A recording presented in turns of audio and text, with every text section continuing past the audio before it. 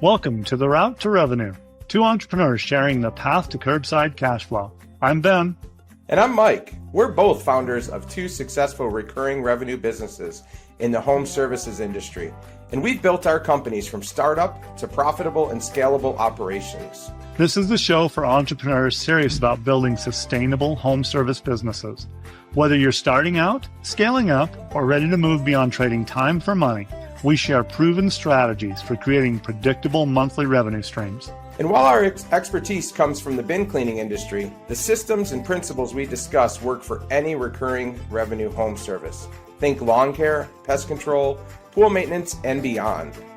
Each episode, we break down real-world strategies for customer acquisition, retention, operational efficiency, and building systems that generate consistent income while you step back from daily operations. Are you ready to transform your home service businesses from a demanding job into a profitable asset? This is The Route to Revenue. Hello, everyone. Welcome back to The Route to Revenue. I'm Ben Magee with Green Can Cleaner, and I'm here with Mike Walker with Spiffybin. Mike, what do we have going on today? Today, we're going to do a little twist of words here. So I think our normal podcast title is Route to Revenue, but today we're going to talk about the route is the revenue.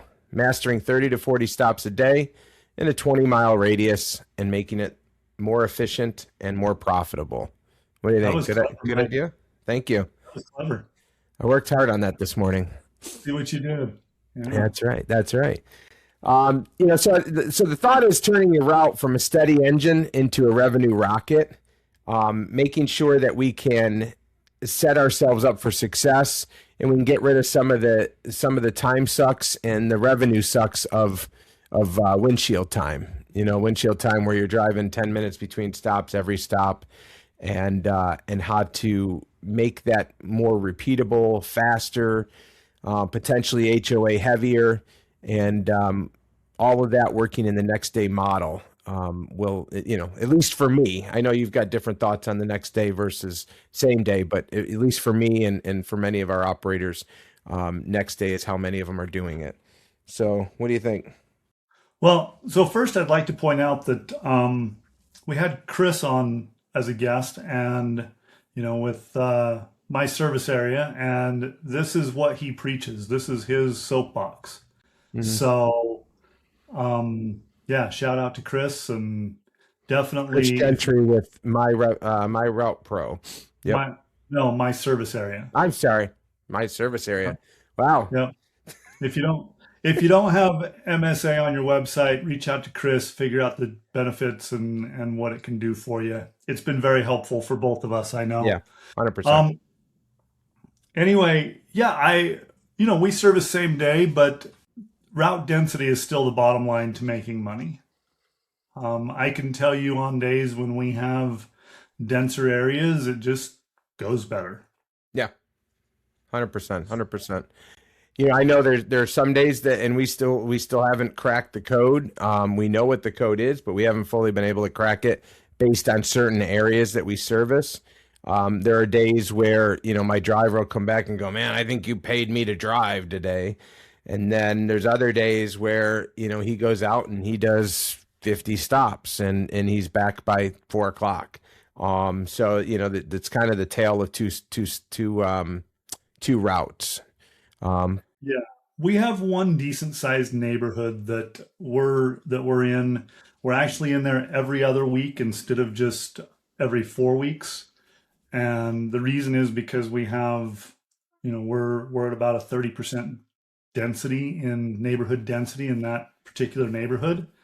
And right. So, it's, 50 to 70 stops every time someone goes.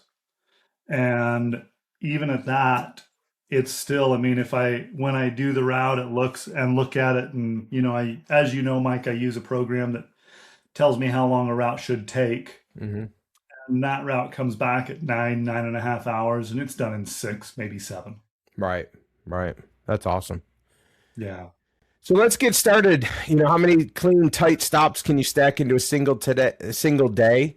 We're going to break down how to consistently hit 30 to 40 stops, maybe more, depending on your service radius, and using real world matrix to break that down. Bottom line is, if your truck's moving more than it's cleaning, you're losing money.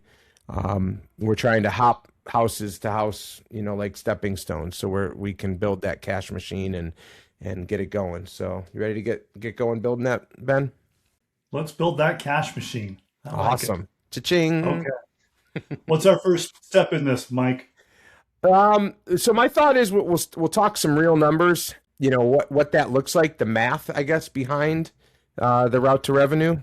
So if you took 30 to 40 stops a day, 5 days a week, you're looking at anywhere from 150 to 200 stops, right?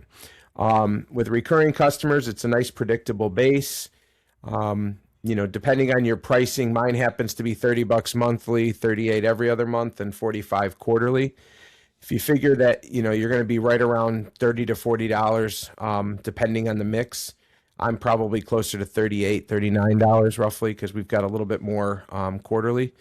But if you take 30 stops, you're looking at anywhere from $900 to say $1,200 a day. You increase that to just 40 stops, and you're up to $1,200 to $1,600. Same truck, same crew. The main difference is going to be the routing. And that's really where the density becomes most important, right? If those 30 stops are across, I don't know, where you had 4 or 5 or 7 minutes in between each stop, that could be easily an 8-hour day. But if you have those 40 stops, so more stops, and you've got pockets, and I think that's where the benefit is, right? If you have pockets, you go into a neighborhood and you do 12, and then you roll down the neighborhood, 2 minutes, and you do another, 7, and then you roll down another, 3 minutes or 5 minutes, and you do another 5. Those are where you really start to have gold. So you give the guys, or yourself, if you're running the truck yourself, you give your guys a few minutes break in between each pocket of business. They can kind of rest a little bit, get a couple drinks, and then move on to the next pocket, if you will. I think that those numbers, 30 stops, 900 a day, that's if you're at a $30 average, which if you listen to our pricing episodes, I suspect that you should be more than a $30 average per stop. I know that we are. Mm-hmm. But if you're at 900 a day and at 40 stops, you go to 1,200, that 300 a day basically goes directly into your pocket. Right. If you're looking at the same amount of time to do those stops. And so the difference is driving. So yeah, this is vitally important for a routing business, the type of business, a recurring revenue business, especially where we have a low ticket. So let's look at some different models. What are routing models that we have, Mike? Well, so there's a couple different options, right? There's you can go with kind of like the day of the week, right, which is kind of the starter area. You've got a service area that you're working in, and you're going to go to one area on say Monday or Tuesday, and then Tuesday you'll go to another area, and you move on and on and on. I've kind of, when you do that type of thing, if you just do day of the week, you're going to bounce around your whole county all the time. And you're going to have a large time suck in the windshield time. So we've kind of, and then the next one, I guess, would be something along the lines of like neighborhood clustering, where you take neighborhoods and you cluster them into a method where you work in those. That's terrible. I don't know exactly where I'm going with that one. That one's not so good. But effectively, you're pulling in what I had mentioned earlier, right? You're pulling into one neighborhood, you're knocking out 10, 15 maybe, and then you go into the next neighborhood. But I've kind of worked out where I've had zones. So I've got 4 zones because we work 4 weeks a month. So 1 to 28 days basically is our zone. And we've gone ahead and we'll take all of our trucks to one zone on a Tuesday, we'll say. And then on a Wednesday, we'll be in a different zone. And a Thursday, we'll be in a different zone, and so on and so forth. That's kind of how we've broken it down. And in doing so, it's helped us immensely because now we aren't taking days upon days or weeks upon weeks to go back to a particular property. We're in those zones more often and more frequently. How do you do it? Can I interrupt here for just a second? Because I'd Yeah. love to have you explain the way that you set this up because I think you set up a really cool model. Okay. Yeah. You didn't really go into that much, and I'd like to, and part of what our listeners need to know is, I mean, the bottom line is if you're cleaning someone's house or say, again, I'll use the same example I always use, the guy that mows my lawn. Right. Well, if he's mowing my lawn and he leaves and the neighbor across the street comes to me and says, "Hey, he does a good job. Who was that?" And I give Right. him the name, the number, and then they call him. Well, that customer is going to have to wait for the next time that he's back here. Typically a full week in a lawn mowing scenario. In our case, it's a full month. Right. Right. So, what did you do to combat that, Mike? Yeah. So in the beginning, I think we just did days of the week, right? It was just me. I was in the truck. Somebody would be like, "Hey, my trash day's on Thursday." And I'd be like, "Oh, well, it's only 20 minutes from my last stop of this day. I'm just going to shoot over there and do it." And in some respects, that's okay, right? You've got to do what you got to do, and you want to build the business, and you know that you're servicing that area, and you don't want them to wait. As you grow, you're gonna have situations where it's going to be a little bit easier, perhaps because you have more vehicles, but in essence, it's not going to be a whole lot easier because you got more stops, right? The whole reason you got more vehicles is because you have more stops. So we recognized that, fairly early on, about 4 years ago. So 3 years into the business, we recognized that we were going to go to next day. So that was first key. During COVID, and the people were the trash companies were delayed and they weren't doing their thing. So it was during COVID, and we decided to go to next day just to make things easier and simpler. And in doing so, we had to figure out this route. So again, we came up, and it's going to be a little hard to do because we're an audio podcast, not a video podcast, but we came up with the zone system. So I'm looking at it now. So we've got 4 zones. One's like to the east, north, south, and I guess west. Fairly typical.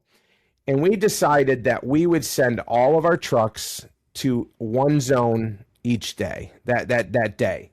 So, for instance, Tuesday, we might go to zone 1 on Tuesday, and we'll send all 3 trucks there. Kind of sounds silly. Well, you got 4 trucks or 3 trucks. Why would you put them all in one zone? Well, my thought process was, well, some guy calls in sick. We have a lighter load. We have a breakdown. We have whatever, you name it. It can all happen any given day, right? So we decided that we would send all 3 trucks to the same zone, and that prevented us having to reroute somebody from, say, way north all the way south to service that particular property. And then I thought, well, what happens when somebody like Ben just said, we're in there doing the neighbors, and they're not smart enough or quick enough to knock, or didn't feel comfortable enough to reach out to the driver to say, "Hey, can we get started today?" And they call in or sign up tomorrow or even an hour later. We're already out of that zone, right? Well, in the past, we kind of used to have to say, "Oh, great. Well, today's the first Tuesday of the month. We'll be back June 2nd, the next Tuesday of the month, the next first Tuesday of the month."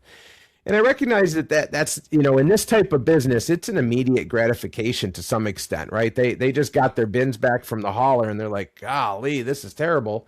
And they want to, get rid of the maggots, and they don't want to wait a month, which I don't blame them. So what we ended up doing is we decided that we would have a rotating schedule. So, and this is where it gets a little hard to visualize, but if you figure you're in zone 1 on a Tuesday, next week, we're in zone 1 on a Wednesday. And normally it's because we're doing different haulers and they have different pickup days. But in essence, we're still going down to that zone. We operate with anywhere from 12 to 14 haulers are in our area that we service. I'm just guessing. I know there's at least, 10, right? So there's at least 10 I can name off the top of my head. So 12 to 14 is probably a pretty good number. So, and they're all on different days. They didn't all get together and say, "Hey, let's service this area on the first, on the Tuesdays." So in essence, we're in there on the first Tuesday of the month, and then we're back there the second Wednesday of the month. And then we're back there the third Thursday of the month. And then we're back there the fourth Friday of the month. And that way, if they see us there on the first Tuesday, and I can say, "Oh, I see you signed up on, the following day." We're not there on Tuesday next week, but we are there on Wednesday. Any chance you can keep your stuff empty for one extra day? And in most cases, or just put a bag in it and we'll take the bag out. In most cases, they're amicable to that, and it gets them serviced 3 full weeks earlier. So that has been really good for us. Some people will say, "Oh, you know what? No, next month's fine," and that's great too. So, but in the first scenario, we'll go ahead and book them for that next Wednesday. We'll roll in there like we normally would, not as efficient, right? Because we're typically not in that neighborhood, but we're in that area, and we'll service them, and then we'll put them down for the next cleaning on that first Tuesday. So they're only inconvenienced the first time. It's not ongoing. They're going to be 2 days past trash day. It's just going to be that one day, normal going forward. It'll just be 1 day past. And we did that for all the zones. And then we got to a point where certain zones were too full for a particular day. So then we would do sub zones, and that gets a little bit crazier and a little bit harder, but we'll do sub zones. But it's been helpful. And then real quick on the Friday thing, we operate Tuesday to Saturday. Well, we decided that Friday and Saturday we'll be going to the same zone each week. So say Friday, the first Friday of the month, we'll go to zone 3. The next Friday we'll go to zone 4. And same thing on Saturday, zone 3, zone 4. And the reason we did that is because if the guys get done earlier, the load's a little bit less. In certain cases, we'll run a hybrid that day. So we'll pull Saturday stops early to Friday, because as much as the guys love to work on Saturday, they also prefer to have as much time off on Saturday as well. I say that tongue in cheek, of course, but that's the idea is if we can have a heavy day on Friday and the guys only have to do 25 stops or 20 stops, or perhaps we just say, "Hey, Andres, you can have today off, and Jason will have the next time. We can, go down to one or two, trucks worth or whatever." So it's worked out really well. I think that's what you were talking about, Ben. That is what I was talking about. Thank you for that explanation, and that solves the problem. I'll tell you what I've done, and it's almost the opposite of what we're talking about today. Is during the summer, not during the winter. The winter time, we're just trying to get the cans done and get guys off the streets. But during the summer, we instituted last year. We said, well, we're big enough that we should be able to clean even same day if someone calls in our service area, with very few exceptions. There are some days where we're just too busy, but for the most part, so what we do is we run 3 trucks during the summer. We run 3 trucks in our routing area. And then we have 1 truck that travels to the area that we're not in, because our routes are done on a north-south basis. We've just cut it into 2. And so that truck will go and pick up those new clients or on-demand cleanings, and then jump into a shorter route in the main area. Nice. And that way, I mean, again, I know that it's not the most efficient, and I know that I'm not necessarily practicing what I'm preaching here. I could not have done that when we were starting out. No. And the idea eventually is to have a truck in every area every day. Yeah, I think in that scenario, right, the benefit of being larger is you don't have to not every route has to be efficient. Presumably 2 of those 3 are uber efficient. The third one's kind of efficient, and then this one is just a hodgepodge, and it's not. But at the end of the day, the 2 that are uber efficient will help, they mitigate some of the extra expense you spend on the other 2 routes. They carry the weight, and it's worked out, and it's made it to where that I just, starting out, I would say no to people, and I would push them out. I mean, if it was 3 weeks and 6 days, it was 3 weeks and 6 days. Right, right. And last summer, I just And decided you'd that it lose was, some, though, no? I mean, you would lose some. You'd have to. I Inevitably, would they would say, absolutely. yeah, never mind. And I'll rinse it out or yeah, whatever. never Yeah, mind, I'll hose it out, or hey, you know what, there's someone here that can get to me sooner, or any of those right, things. And we don't have that today. If your right, cans are empty and you're calling, we're going to try it. We're going to do our best to be there, and we will be there by tomorrow. right. Yeah, Even if we can't get there today, if the truck's passed and we can't get there, we'll be there tomorrow. yeah, absolutely.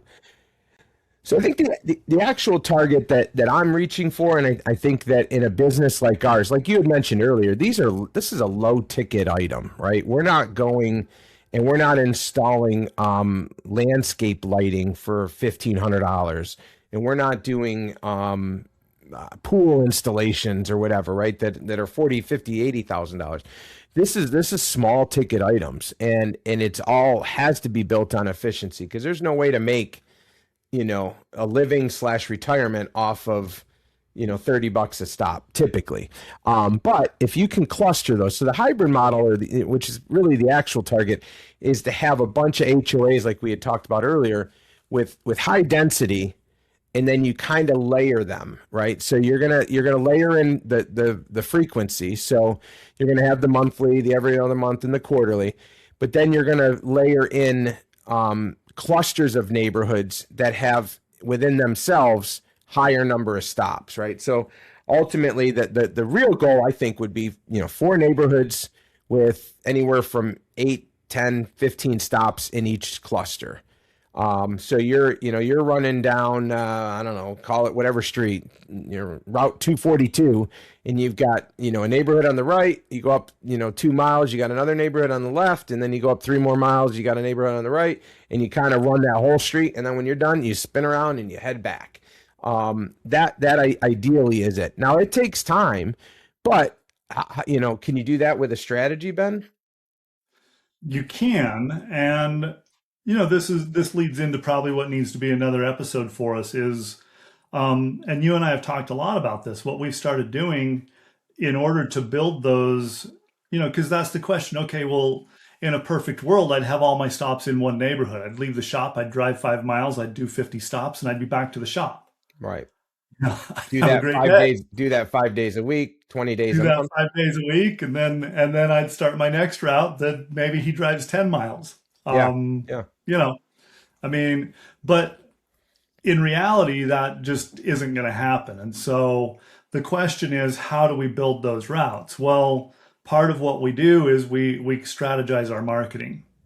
And this is where, as we've talked about, I mean, door to door would make sense. I don't know that it makes sense in this industry because of the price point, but there are people that seem to be making it work. I think it's owners of companies knocking on doors, which again, we could go into another episode. I'm not going to dive too much into that.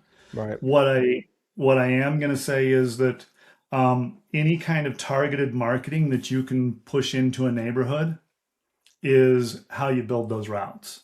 And then you take what you have and what comes in, and you figure out how to assign them. And, like Mike has 4 quarters, which is an efficient model. We have 2 halves, north or south.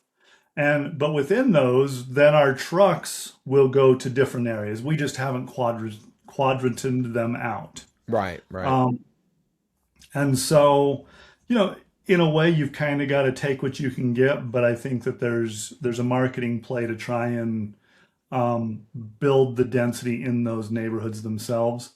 The other thing that is important is, I think if a neighborhood is growing, and I made this decision early on, that neighborhood that I was talking about where we now have a 30% route density, what I did early on is I made the decision that we were going to be there a lot.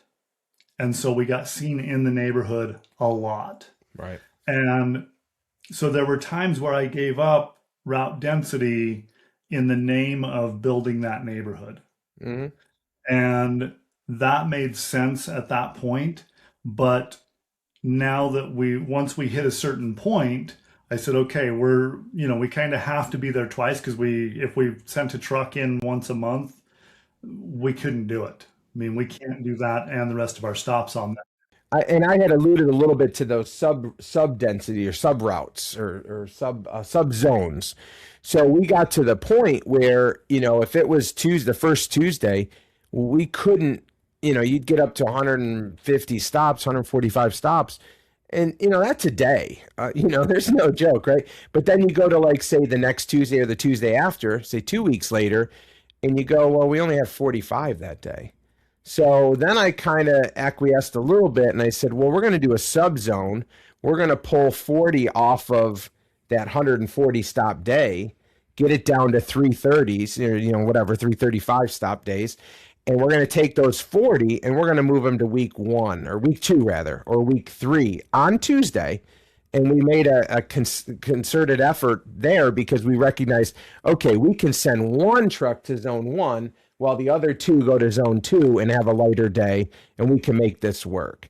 And so that's where the sub zones would come in, just to in stock funds and stuff. You talk about reallocating your portfolio. Well, we would reallocate our portfolio for that first Tuesday and say that's too much. Let's make it easier on everybody, and not have a day where everybody dreads that first Tuesday. And that's been uber helpful as well, to do that. Right. And that's where we came up with that we're in there every other week. If now that particular neighborhood, I understand, is going to weekly recycle. And so that will help us be able to move those stops across and even out that day of the week. Yep. And so you just have to, at some point you have to deal with what you have and the reality of what you have. But you have to group these stops as much as you possibly can. Right. And efficiency is what makes the money. And there's a lot of ways of making these routes efficient given what you've got. So, and let's face it too, there's no hard and fast rules, right? I mean, at the end of the day, it's your business. You can do it however you want. I think I try in my business to set little guardrails. So now when people call in or they want to schedule something, I've got a map, which I'll see if Miller, our podcast extraordinaire, can post a picture of it maybe in some of the links that we do. But in this map, it makes it easier for the CSRs that are taking calls, for people that are, that have to go ahead and schedule it. Now, we've got a chart and we've got a map, and it's real simple to do. So, but again, it's not something that happened overnight. I'm just trying to, hopefully, we're trying to give, you can avoid some of our mistakes, if you will. Absolutely. So let's talk about a few other mistakes, Mike. If you're actually trying to build this high density model, like I told you, taking one-off customers outside your route, that's just, it'll just kill you. Yeah. Yeah. To a certain extent, we kind of have to let the customers dictate the service days, but you also still get to decide where you're putting them in your routes. And so you have a monthly or a 4-week model that you get to put them in, and you have to be able to put them in the right routes. Mm-hmm. If you're not grouping these things, so you're doing one here, you're driving 10 minutes and doing another one, and then driving 10 minutes and doing another one, that will kill you. Yeah. And then I think the big one, and this was something that Chris Gentry, I think, said on the show, and I know he says it all the time, is you have to say no. You have to have the ability to say no. So. Yeah, but Ben, what are you talking about, man? It's only 10 minutes to get to that stop and then 10 minutes to get back. Why would I say no to that? It's 20 minutes. Come on. Yeah, but what about the cleaning time that's there? Yeah. Well, that's what we're going there for. That's how we collect our money. But yeah. No, but obviously what happens is you're taking away from you could do 2 or 3 stops in that same amount of time. And then and it's tough, right? In the beginning, you go, well, I can grow that area.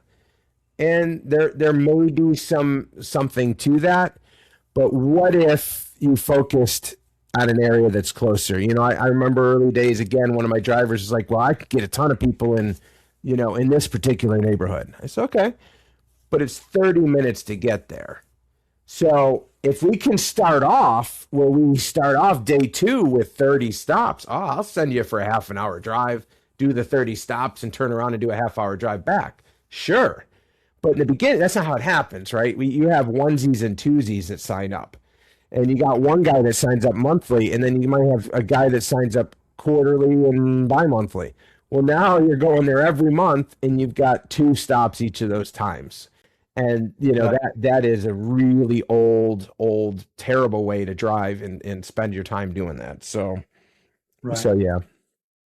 So, Mike, here's, we try and give an action item. I think here's what I'd like to see as an action item, and you tell me what if you want to add anything to this. If you're a current business owner of a recurring revenue service, look at your routes and ask how many stops are actually slowing me down. Mm-hmm. Take the bottom 10% and cut them. Use that time more efficiently. Use it to go find another customer. And whether that's knocking on doors next door or whether that's doing what we call 5-arounds, which means you leave some form of, whether it's a door hanger or a sticker or something like that at the 5 closest homes, which is the 3 across the street and the 2 next door neighbors. Yep. Use that time efficiently that way. If you're just starting out in a recurring revenue home service business, then figure out what your system looks like to build these routes, have rules in place, and follow them. Anything you'd add to that? No, I think that's spot on. I know we're not in the business to eliminate customers, but we are in the business to make profitable decisions. And that's effectively a decision, you're not cutting revenue. You're making a conscious decision to pare down your areas and make it more profitable. So I think that's fantastic. Huh? You're streamlining. Yes. Yeah. 100%. So okay. Awesome episode. Hopefully that wasn't too confusing. I know I spoke way too much. I apologize. You're probably sick of hearing my voice, but we appreciate you being on, and hope you like it. And if you do like it, certainly give us a like, subscribe, let your friends know.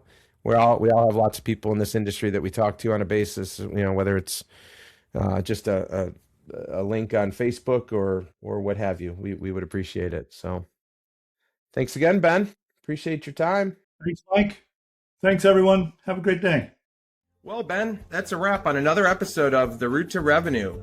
If you enjoyed this episode, we'd love it if you would hit like, subscribe, and leave us old guys a comment about what we did well. And if we did anything wrong, can it and keep it to yourself.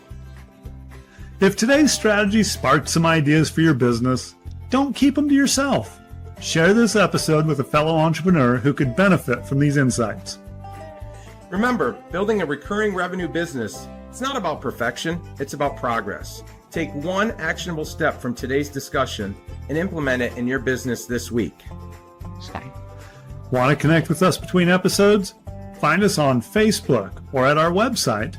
We'd love to hear how you're applying these concepts in your own home service business. And until next time, keep building those recurring revenue streams and stay on the route to revenue. The route to revenue.